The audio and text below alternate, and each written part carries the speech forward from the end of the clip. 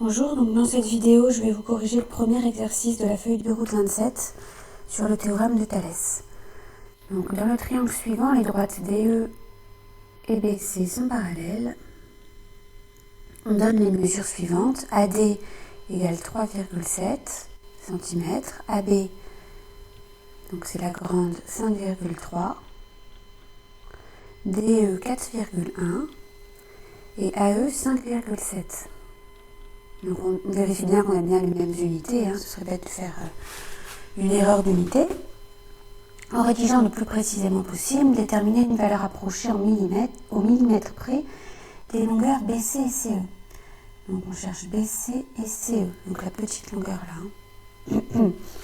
Donc je vous rappelle que Thalès, c'est très important de le rédiger correctement, c'est au moins la moitié de la note. Donc on commence toujours par la façon suivante, c'est-à-dire que les points sont alignés, donc le point A, D et B sont sur une même droite, et de même les points A, E et C sont sur une même droite. Donc ils sont alignés. Donc les points A, D et B sont alignés, d'une part, et d'autre part, les points A, E et C aussi.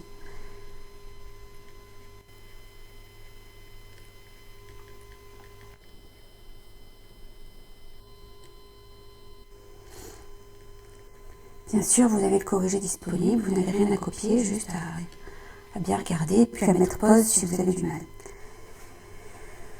Les points A, E et C d'autre part aussi. Alors pour appliquer le théorème de Thalès, ça ne suffit pas que les points soient alignés, bien sûr, il faut encore que les droites sont parallèles. Ça c'est vraiment la chose la plus importante pour pouvoir utiliser Thalès.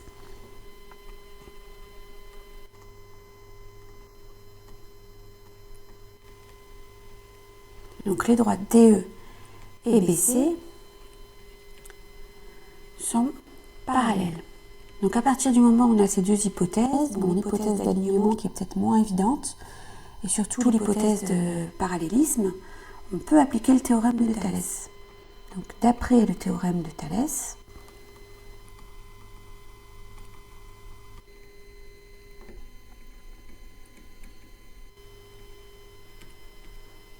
donc qu'est-ce qu'il dit le théorème de Thalès? Il va dire que le petit triangle ADE et le grand triangle ABC sont semblables.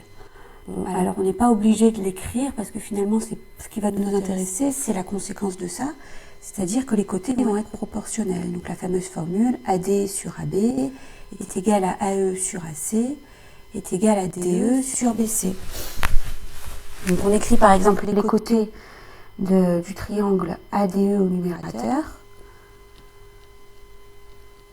Donc les côtés du triangle ADE, c'est donc le petit triangle, c'est AD, AE et DE. Et on écrit les côtés correspondants du grand triangle au dénominateur. Donc AD, le côté qui correspond du triangle ABC, c'est bien sûr AB. AE, ça va correspondre au côté AC du grand triangle ABC. Et DE va correspondre au côté BC. Voilà, bon ça c'est une astuce pour se rappeler dans quel ordre on les met. Après chacun a la sienne, il faut avoir les bons rapports, les bons quotients. Bien sûr, vous pouvez les écrire dans l'autre sens, c'est-à-dire AB sur AD égale AC sur AE égale BC sur DE. Ensuite, étape suivante, on remplace par les valeurs qu'on connaît. AD, on sait que c'est 3,7. AB, c'est 5,3. AE, c'est 5,7. AC, on ne connaît pas, parce qu'il nous manque justement EC, qu'on cherche. DE, c'est 4,1. Et BC, on ne connaît pas, donc on laisse BC. Donc quand on ne connaît pas, on laisse les lettres.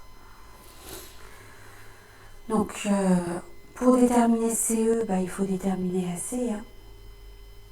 Et BC, BC, ça va être plus simple. Donc pour avoir AC, c'est toujours la même règle de 3 qu'on peut utiliser, ou d'autres façons de résoudre les équations, c'est vous qui le voyez. Donc AC, c'est égal à 5,7. Donc on commence par ici, on multiplie et on divise. C'est une astuce.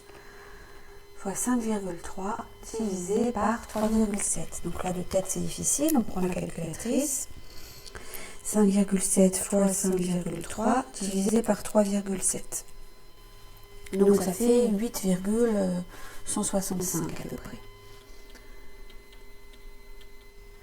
Bon, alors on nous demande au millimètre près. Ça veut dire quoi? Là, on est quelle unité? On est en centimètres. Donc les centimètres, ça va correspondre au 8. Les dixièmes de centimètre, c'est des millimètres. Donc le millimètre près, on s'arrêterait à un chiffre après la virgule. Là, on n'est pas encore à la fin de l'exercice, donc on va peut-être attendre d'avoir trouvé EC pour mettre en millimètres. Donc si on a AC, comment on fait pour avoir EC, vu que c'était la question? On sait que AC, c'est AE plus EC, parce que c'est pas AC qu'on voulait, hein, c'était EC. Donc c'est AE, c'est 5,7 plus EC. Et AC, c'est, on vient de le trouver, 8,165.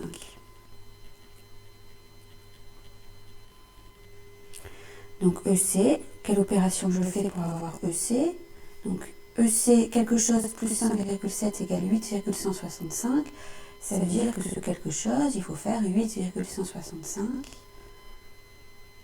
moins 5,7. Et donc ça nous donne 2,465 à peu près. Donc on demandait donc là il faut faire attention à la consigne, on demandait une valeur approchée au millimètre près, donc là on n'a pas le choix, il faut donner vraiment le bon arrondi. Donc on a dit un seul chiffre après la virgule, donc c'est le 4, mais attention, après le 4 il y a un 6, qu'il faut mettre un 5. Voilà pour EC. Pour BC, donc je vais effacer ça, vous inquiétez pas, c'est sur Pronote.